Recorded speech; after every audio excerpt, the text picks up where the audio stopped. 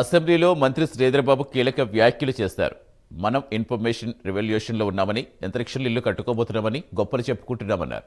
కానీ ఈ భూమిపై పుట్టిన జీవికి స్వచ్ఛమైన గాలి, నీరు అందించలేని అసమర్థ నాగరికతలో ఉన్నామనేది నిజమన్నారు. రాబోయే తరాలకు ఒక క్లీన్ ఎన్విరాన్మెంట్ అందించడమే లక్ష్యంగా సీఎం రేవంత్ రెడ్డి హిల్ట్ పాలసీకి శ్రీకారం చుట్టారన్నారు. ఒకప్పుడు బాలనగర్, సనత్ నగర్, ఉప్పల్, జీడిమెట్ల వంటి ప్రాంతాలు నగరం వెలుపల ఉండేవని, కానీ నగరం విస్తరించడంతో ఈ ప్రాంతాల నగరం నడిబొడ్డున చేరాయన్నారు. పరిశ్రమల చిమ్నీల నుంచి వచ్చే విషపూరిత పొగ నేరుగా బెడ్రూమ్లోకి ప్రవేశిస్తోందన్నారు. హిల్ట్ పాలసీ బయటకు రాకముందే ప్రతిపక్షాలు గోబెల్స్ ప్రచారం చేస్తున్నాయన్నారు మంత్రి. హిల్ట్ యొక్క ముఖ్య లక్ష్యం ఏమిటంటే స్వచ్ఛందంగా మరియు కాల పరిమితులతో కూడుకునేది అధ్యక్ష. It's not mandatory. We're not enforcing that some industry owner should always put an application for this. It's a voluntarily వాళ్ళకి అవసరం ఉంటే అప్లికేషన్ పెట్టుకుంటారు. ఇది 6 నెలల వ్యవధి లోపల అధ్యక్ష సన్సెట్ క్లాసు దరఖాస్తు చేసుకోవడానికి ఇష్టపడే యూనిట్ హోల్డర్ల కోసం రూపొందించిన స్వచ్ఛంద పథకం అధ్యక్ష. దీంట్లో ఈరోజు టీజీఐఎస్తో పాటు హెచ్ఎండిఏ, ఎంఏడియు ద్వారా ఈ బహుళ వినియోగం కోసం పార్కును మరి నోటిఫై చేసి ఆ యూనిట్ హోల్డర్లు టీజీఐ పాస్ పోస్టల్ ద్వారా స్వచ్ఛందంగా ఆన్లైన్లో దరఖాస్తు చేసుకోవడానికి మరి వీలు కల్పిస్తుంది అధ్యక్ష.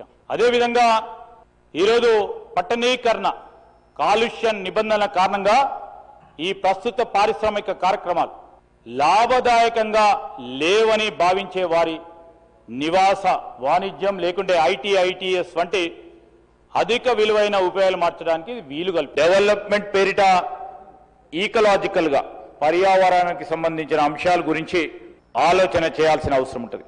ఒకసారి చరిత్రలోకి వెళ్దాం. ఈ చరిత్రకు సంబంధించి మన పూర్వీకులు మనకు పచ్చని పొలాలు ఇచ్చిండ్రు, స్వచ్ఛమైన నదులు, పీల్చడానికి స్వచ్ఛమైన గాలి ఇచ్చారు. ఒక మాటలో చెప్పాలంటే ఒక క్లీన్ హైజీనిక్ ఎన్వైరన్మెంట్ ఇవ్వటం జరిగింది. అది మన పూర్వీకులు మనకిచ్చిన వారసత్వం.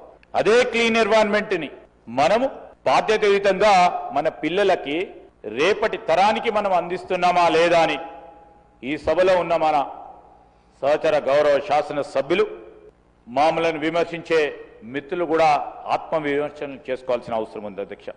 మనం మన పిల్లల పేరు మీద గొప్పగా చదువులు చెప్పిస్తా ఉన్నాం. వారి ఫ్యూచర్ని సెక్యూర్ చేయడానికి అన్ని రకాల ప్రయత్నం చేస్తూ ఉన్నాం.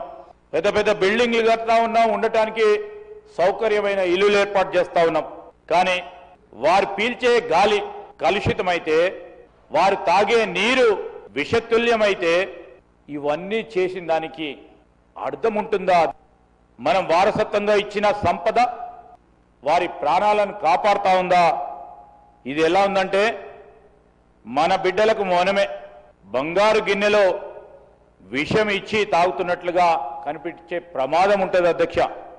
ప్రకృతి ఒకసారి నాశనమైతే తిరిగి రాదు. మన పిల్లలు, వారి పిల్లలు, అందరి పిల్లలు ఆరోగ్యంగా, అందంగా, ఆనందంగా ఉండాలంటే మనము ఇయ్యాల్సింది, వారసత్వంగా వారికి ఇయ్యాల్సింది ఒకటే క్లీన్ ఎన్వైరన్మెంట్ అధ్యక్ష. అసలు పాలసీ బయటికి రాకముందే ఆలోచన చేసి ఏదో ఒక పర్స్పెక్టివ్ ఇవ్వడానికి ప్రయత్నం చేశాం. ప్రభుత్వ భూములు అమ్ముతున్నారు అని ఓ పక్షాన టీఆర్ఎస్ అంటే మేమేమి అనొద్దా అని బీజేపీకి సంబంధించిన మా మిత్రులు కూడా అదే విధంగా మాట్లాడారు అధ్యక్ష. చాలా దురదృష్టకరం అధ్యక్ష. బేసిక్ సమాచారం. I'm absolutely appealing to our honourable learn members from TRS and BJP. The basic facts we have to know. Sir, ఇది ఎవరైతే యాజమాన్యులు ఉన్నారో, ఎవరైతే పారిశ్రామిక సంబంధించిన యాజమాన్యులు ఉన్నారో అది వారి సొంత భూమి అధ్యక్ష. ప్రభుత్వం వారికి ఆనాడు 50-60 సంవత్సరాల క్రితం సేల్ కన్సిడరేషన్ మీద పూర్తి స్థాయిలో వారి ఆస్తు, వారి హక్కుకు కలిగించే విధంగా వారి పట్టా భూములకు సంబంధించిన అంశం విషయంలో ఒక వెసులుబాటు, ఒక ఫీని పెట్టి వారికి వెసులుబాటు కల్పించి వారికి ఆర్థికంగా పరిపుష్టకంగా ముందుకు తీసుకెళ్లే ప్రయత్న భాగంలో వారికి రేపు రాబోయే కాలంలో ప్రపంచంలో జరుగుతా ఉన్న మార్పుల వల్ల ఈరోజు టెక్నాలజికల్ యుగం ముందుకు నడుస్తున్న తరుణంలో వారికి అవకాశం ఇస్తామంటే మీరేం చెప్తా ఉన్నారు అధ్యక్ష? ప్రభుత్వం భూమిని అడ్డగోలుగా ఇష్టారాజ్యంగా 50%, 30% ఎస్ఆర్ఓ రేటుకి ఇచ్చిందని చెప్తా ఉన్న తరుణం అధ్యక్ష.